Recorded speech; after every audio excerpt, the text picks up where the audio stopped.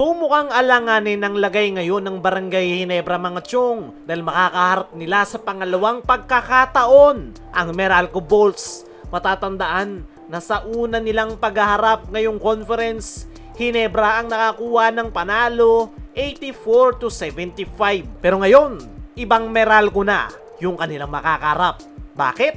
Dahil binalik na ng Meralco Bolts ang kanilang original import ngayong conference na si Jordan Varnado. At napakalaking bagay niyan para sa Meralco dahil si Varnado ay isang 6'6" all-around forward na kayang gumawa ng iba't ibang bagay sa court. Meron itong post-up game, kayang mag-penetrate, papunta ng basket, at meron din itong outside shooting.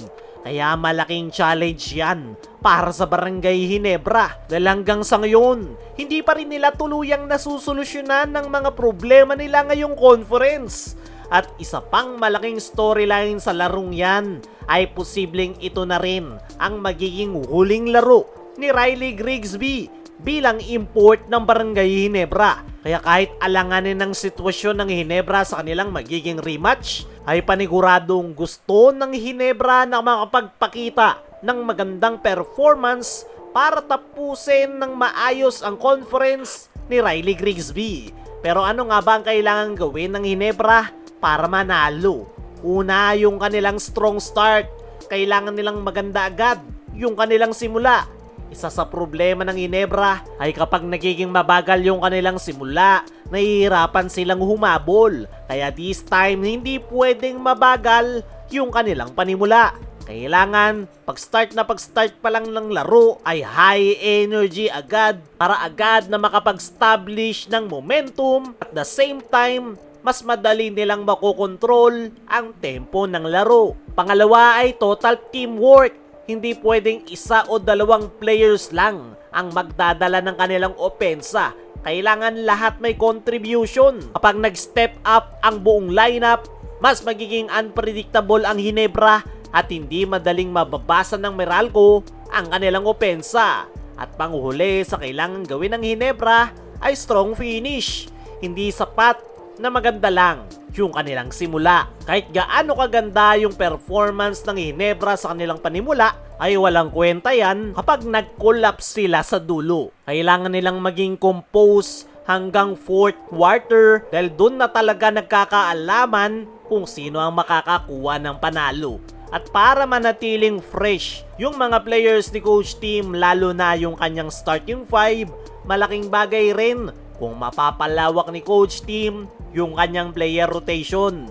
Kailangan may contribution from the bench para hindi maubusan ng energy yung starters pagdating ng crucial minutes. At para sa ating game prediction mga tiyong, ay masasabi ko nga na alanganin dito ang Barangay Ginebra dahil gutom na gutom ang Meralco Bolts na makakuha ng panalo at the same time meron silang solid chemistry na nabuo kasama ng kanilang import dahil matagal nang kasama ng Meralco Bolts si Jordan Varnado sa mga packet tournament na kanilang sinasalihan. Pero naniniwala ako mga tiyong na hindi rin basta-basta magpapasindak ang Barangay Ginebra. Lalo na't gusto nilang bigyan ng farewell game ang kanilang import na si Riley Grigsby. Samantala, last game ni Riley Grigsby magiging maganda nga ba? Dahil ine-expect nga na ngayong araw ang magiging huling laro ni Grigsby para sa koponan ni Coach Tim Cone. At ayon sa mga source, ay talagang pinaghandaan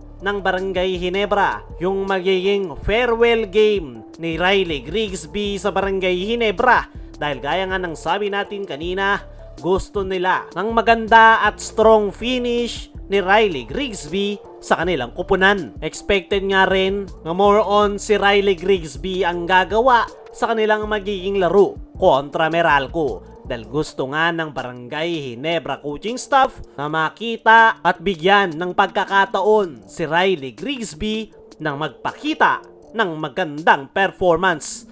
Naniniwala ako mga tiyong nang magiging maganda ang performance netong si Riley Grigsby para sa Barangay Ginebra. Paniguradong bobuhos ito sa kanyang magiging huling laro para patunayan na deserve niya na pabalikin sa Barangay Ginebra. Sana lang talaga ay makuha ng Ginebra ang panalo sa huling laro ni Riley Grigsby. Kayo mga chong, ano ang masasabi nyo sa magiging last game ni Riley Grigsby sa Ginebra? Sino rin sa tingin nyo ang makakakuha ng panalo? I-comment mo lang dyan sa ibaba.